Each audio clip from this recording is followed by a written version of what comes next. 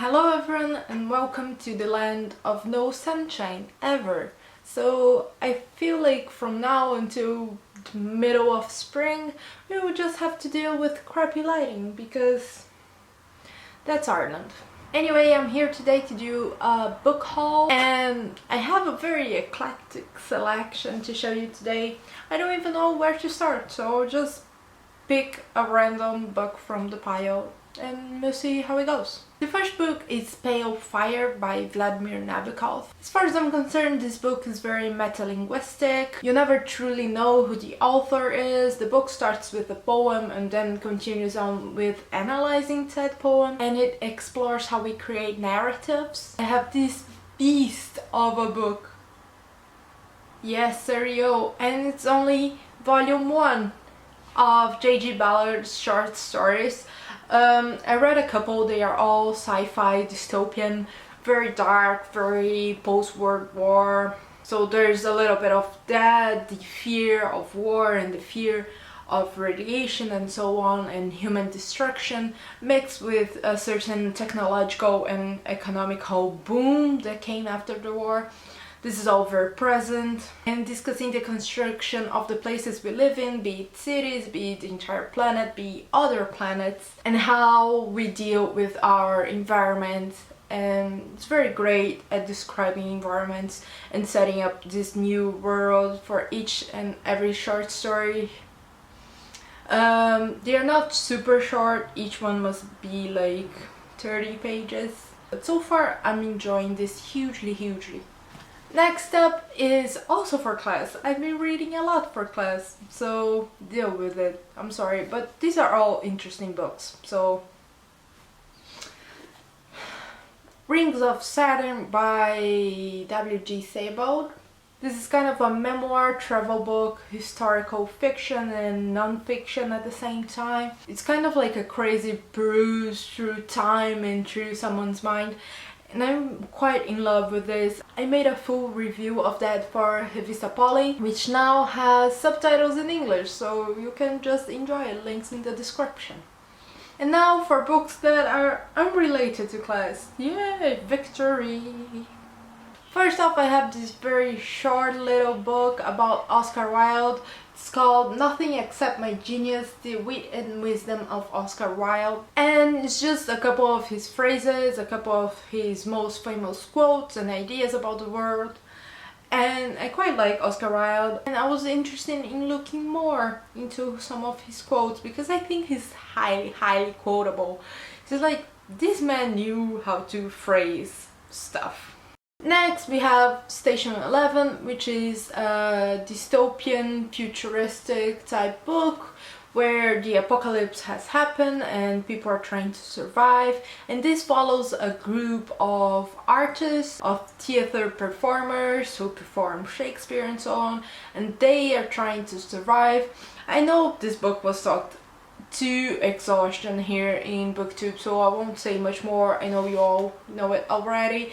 Just wanted to point out this new very sci-fi dystopian cover. I never saw it like this. What do you think? Do you prefer it? Do you hate it? I'm not sure. I like it. Maybe not as much as the other ones, but...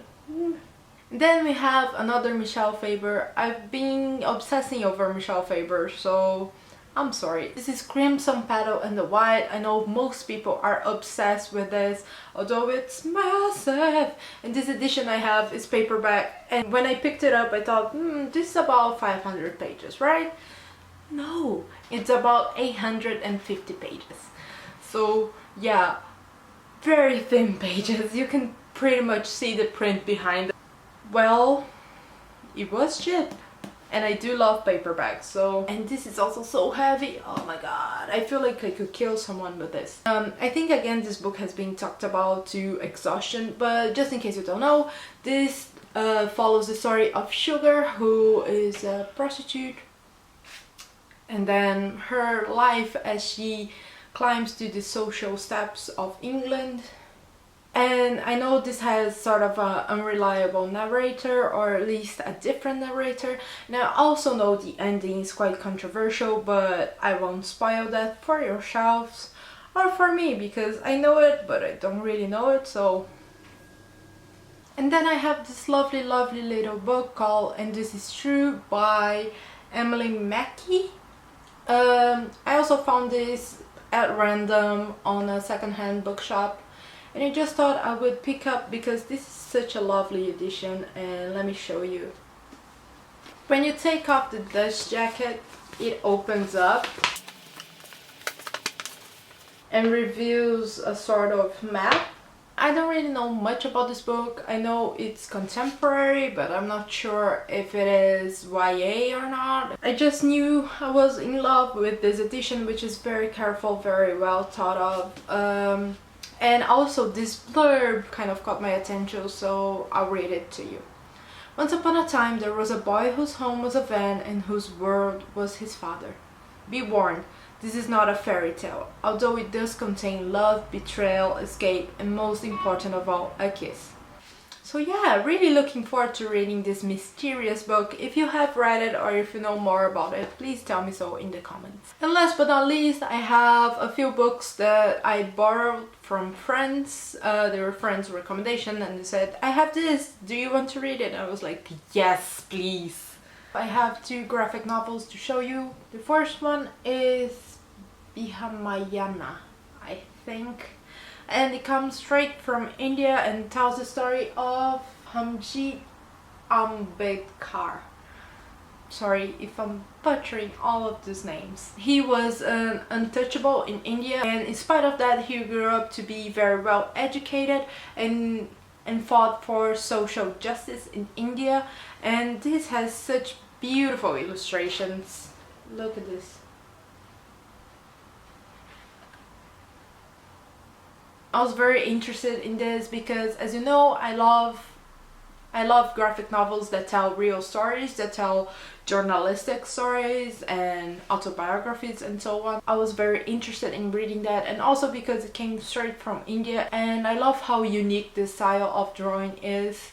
It looks really beautiful. I haven't seen anything like it before, and I'm looking forward to reading this soon.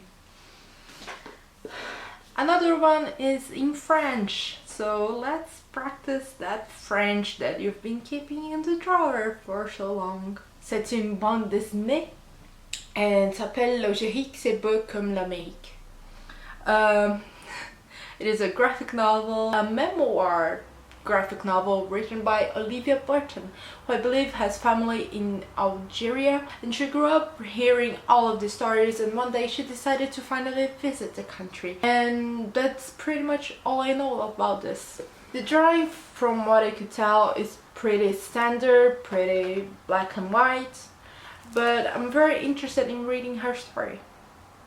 The last one is Quake, which one of my flatmates lended to me. I've been meaning to read more Kurt Vonnegut since I read Sirens of Titan and fell in love with it, so it's a great opportunity. Quake, from what I can tell, tells the story of a world that is shaken by an earthquake, a time quake, which is sort of like a time earthquake type thing, and everyone set back 10 years in their lives and has to relive them without free will. So yeah, those are all the books I have to show to you today, and I look forward to seeing you soon. Bye!